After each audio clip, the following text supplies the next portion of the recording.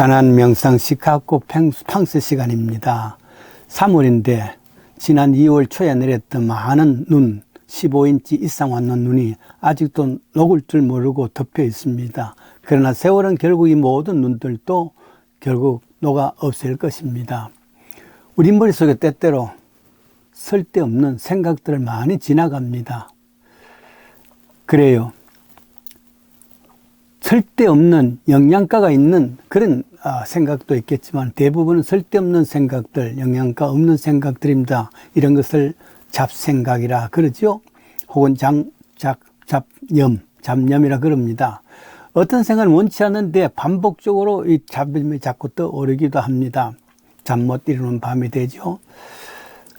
어떤 글에 심리학자의 글입니다만은 어떻게 그것을 극복할 수 있을까? 쓸데없는 생각들 몇 가지를 이야기했습니다. 첫째, 그냥 가만 내버려두라. 두 번째, 오히려 잡념을 계속 발전시켜라.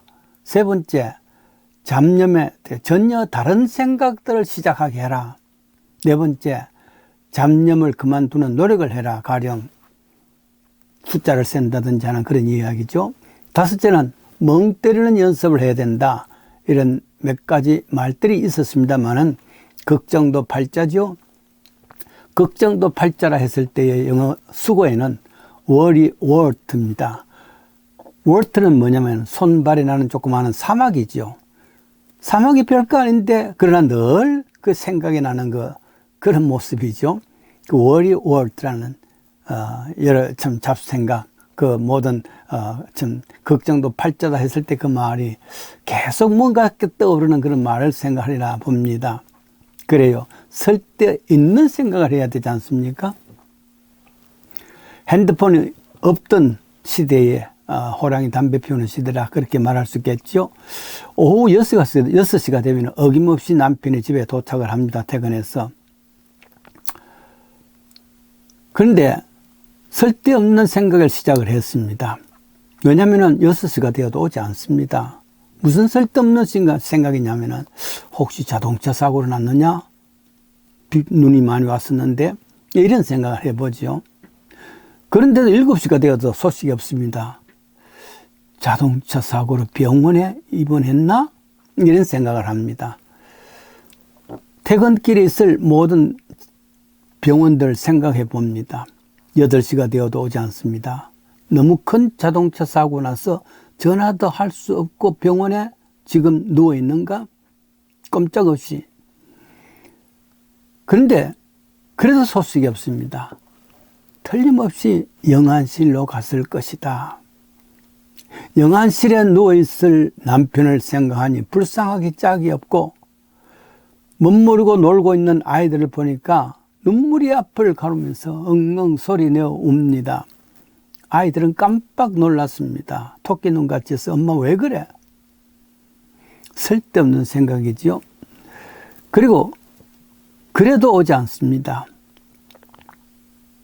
영안실에 누워있는 남편을 생각하며 앞으로 살 길을 생각하며 그 마음이 여러 가지 뒤숭숭 눈물을 앞을 가리지 못할 때 그럴 때 땡똥 밖에서 첨정 소리가 들렸습니다. 아마도 영안실에서 왔을 것이다 하면서 나와보니까 남편이 떡 서 있습니다. 얼마나 놀랐는지요. 왜 저 오세요? 남편이 말합니다. 왜 이래요? 오늘 수요일인데 수요일 영어 강습소에 갔다 온 날이잖아요. 아하, 그렇구나. 오후 내내 아빠 생각 때문에 오후 내내 쓸데없는 생각을 했다. 그 말입니다. 두루미는 왜 한쪽 외다리를 딛고 서 있을까? 조류학자들은 열심히 이를 위해서 답을 찾기 위해서 연구를 했습니다. 쓸데없는 생각을 많이 생각했습니다. 그러다가 결국은 집에까지 와서 중얼중얼 왜일까 합니다. 그럴 때에 7살 먹은 아들이 말합니다. 아빠 무슨 말을 자꾸 해요? 그랬더니만 아하, 두루미가 왜 외다리로 하나로 서가 있을까? 그렇게 그것을 연구하는 중이야. 말이 끝나자마자 1초도 안 되게 아들이 말합니다. 아버지도 참, 그거야 두 다리를 다 들면은 넘어지잖아요. 그래서 한 다리를 있는 거예요. 깜짝 놀랐습니다. 여태까지 쓸데없는 문제 생각만 했구나. 벌써 답이 있는데 그 말이죠. 맹자라는 사람이 있습니다. 맹자의 어머니가 쓸데없는 생각을 많이 했습니다. 아이를 어디에 살게 할까 그 말이죠. 그것 때문에 3번씩이나 이사를 했다 그랬습니다. 한 번도 이사하기 어려운데 3번씩은 했습니다. 이걸 맹모 삼천지교라 그러죠. 3번씩은 옮긴 이유가 있습니다.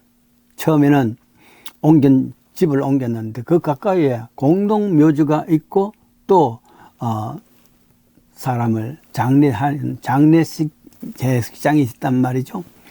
그러니까 맹자가 늘 곡하는 소리를 하고 장례식장에 있었던 그거 예를 하게 하고 이런 흉내를 논단 말이죠. 밤낮 목격하는 것은 그런 것밖에 없으니까 친구들하고 바로 그런 생각들을 했는 거겠죠. 그런 노래를 했는 것이죠. 그래서 안 되겠다 싶어서 이번에는 다시 다른 데로 갔는데 가까이 뭐가 있냐면은 시장이 있었습니다. 그러니까 시장바다 가까이 있으니까 시장에서야 뭐 노상 싸우는 이야기, 노상 각 깎는 이야기 시끄러하지 않습니까? 시끌벌쩍한 그런 이야기들을 친구들과 놀이를 합니다. 그래요. 사람은 주위 환경에 따라갈 수밖에 없습니다. 맹자의 어머니는 또 생각을 했습니다. 그래서 자리를 옮겼습니다. 3번째나 옮겼습니다. 원래 맹자는 어릴 때 아버지가 돌아가셔서 어머니가 모든 집안일을 다 담당했습니다. 그러니 이 어머니께서 3번씩이나 자리를 옮긴다는 거, 집을 옮긴다는 거 여사 일이 아닐 줄 압니다. 그러나 마지막에는 서당 가까이 옮겼더니만 서당에서 흘러나오는 그 교육적인 이야기, 맹자왈, 공자왈 했겠지요. 그로 인해서 그 서당 가까이에서 이제 오랫동안 살게 했다. 그래서 많은 학문적인 것을 이루게 했다. 이런 이야기입니다. 저는 생각에 이것을 맹자 어머니의 쓸데없는 이야기라 그래서 생각을 합니다. 대신에 이런 생각을 해보면 이게 모범답은 아닙니다만은 그러나 생각해 보십시오. 쓸데있는 생각. 그게 지금부터 이야기하려는 겁니다. 아마도 맹자 어머니는 그냥 아이가 이와 같은 놀이에 빠지니까 이게 깊이 환경에 빠져서는 안 되겠다 하고서 그리고는 이사를 했다는 것이 아니라 일부러 가서 보니까 그러한 상황이다, 환경이다 하는 것이 아니라 쓸데있는 생각이라는 것은 맹자 어머니께서 쓸데있는 생각을 해서 일부러 장례식사가 있는 곳에 혹은 무덤이 있는 곳에 옮겼으리라. 그곳에서 밤낮 사람들이 울음소리를 듣고 그 죽음에 대한 시신을 옮기는 그런 모습을 보면서 깊이 생각날 수 있을 것 아니겠어요? 인간은 무엇인가? 잠시 있다가 죽는 것이구나. 생명이 무엇인가? 잠시 있다가 없어지는 것이구나. 깊은 인간적인 생각을 많이 하게 일부러 글로 옮겼다. 그런 뜻도 될 수 있지 않습니까? 저는 이것을 쓸데있는 생각이라 그렇게 이야기했습니다. 그래요. 그 삶을 통해서 지금으로 말하자면은 아이를 어느 학교, 어느 대학에 보낼까 하다가 철학과를 선택을 했다. 뭐 그런 의미죠. 왜냐하면은 맹자가 그곳에서 철학적인 생각, 형이상학적인 생각을 많이 하게 하는 엄마의 배려였다고, 엄마의 참 학문 방법이었다 생각하면은 더 깊은 의미가 있습니다. 두 번째로 본 것은 시장바닥이지 않습니까? 일부러 시장 가까이에 가서 인간이 얼마나 치열하게 사는지, 그리고 철학자 홉스의 말대로 만인은 만인 대 만인의 적이다. 서로 돈만 벌고 적이 되는 싸움하는 그 시끌벌쩍한 그런 시장을 보여주면서 인간은 투쟁하는 존재다. 인간은 먹고 살기 위해서 끊임없이 하는 경제적인 동물이다. 이런 것을 배워주면서 앞으로 인생을 살면서 이런 경제적인 삶을 살아가라. 경제학과의 학교를 보냈다. 그런 말과 동일할 줄 압니다. 그래요. 세 번째 간 곳이 이제 스단각가 있지 않습니까? 스단각가에서 이 아이를 윤리적이고 또 더 깊은 학문적으로 교육한 것을 생각하면서 쓸데없는 생각을 많이 했던 이 맹자의 어머니 생각을 생각하면서 내가 쓸데있는 생각을 하셨다. 맹자 어머니가. 그것은 일부러라도 그곳에 보내서 철학과를 보내고 경제학을 공부하게 하고 더 나아가서 교육학을 통해서 앞으로의 인생길을 살아가게 한 훌륭한 교육자의 어머니였다. 이런 쓸데있는 생각을 해보았습니다. 사람, 일반 동물과 다릅니다. 다른 구조입니다. 인간은 세 가지 구조가 되어 있습니다. 육신과 정신과 그리고 영혼이라는 삼중 구조지요. 육신이라는 것은 잘 먹고 운동 열심히 하고 하면은 건강해집니다.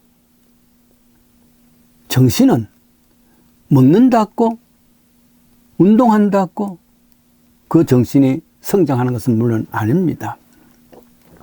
정신은 문화 생활을 하고 음악 생활을 하고 또 사회에서 여러 참 정신적인 사고를 하고 그렇게 내 정신에 대한 영양가 있는 삶을 살아갈 때 정신이 건강해질 수 있습니다. 그런데 여기에 인간은 육신적인 존재 혹은 정신적인 존재만이 아니라 영적인 존재입니다.